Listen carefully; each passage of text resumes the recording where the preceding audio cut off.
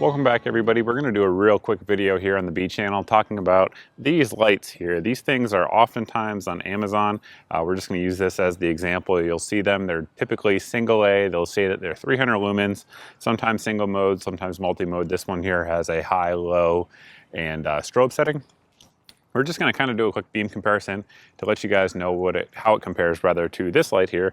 This is a Surefire 6px Defender, 320 lumen output.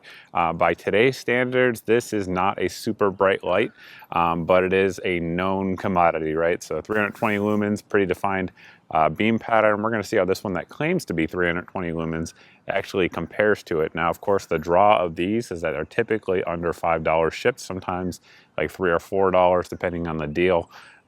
So we'll see how it sort of stacks up in terms of beam comparison.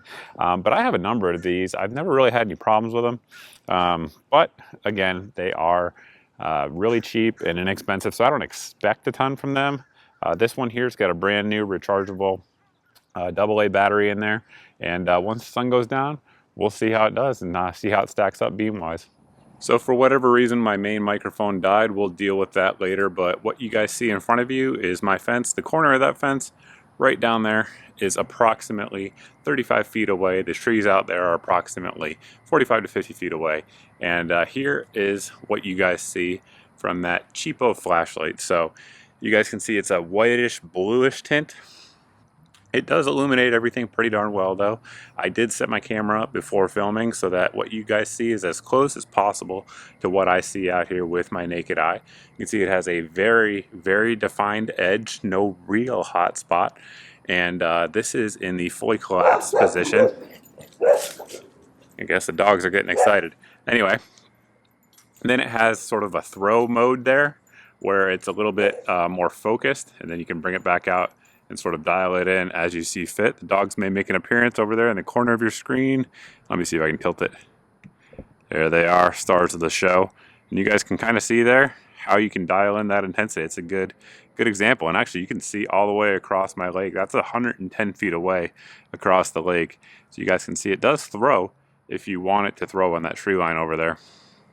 And again, that is the beam pattern that we see. Now we're going to compare it to the Surefire. This is a Surefire, much more defined hotspot, better sort of balance spill. There's still an edge there, but not quite like we saw with the cheap light. You guys can see the light is also a more neutral tone, which generally speaking is user preference with the exception of when you're dealing with smoke. So gunfire or anything like that. This tone is much better than this tone. This tone over here is going to get clouded up real quick. This one's going to do a little bit better at penetrating smoke and other types of things.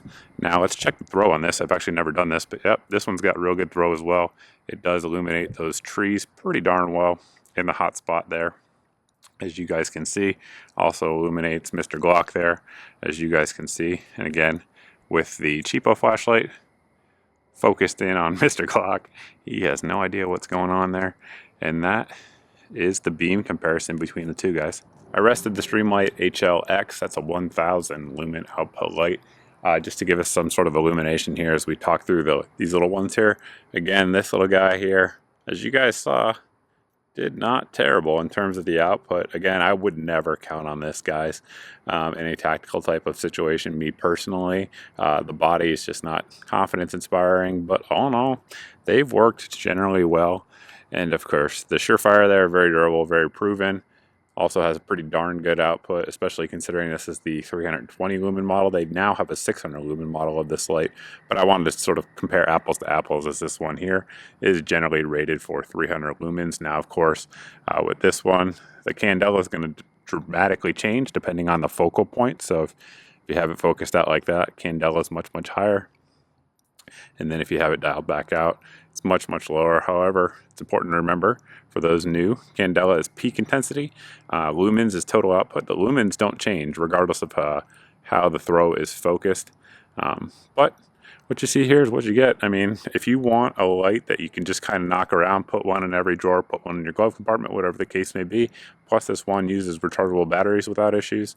You know, I have two of these.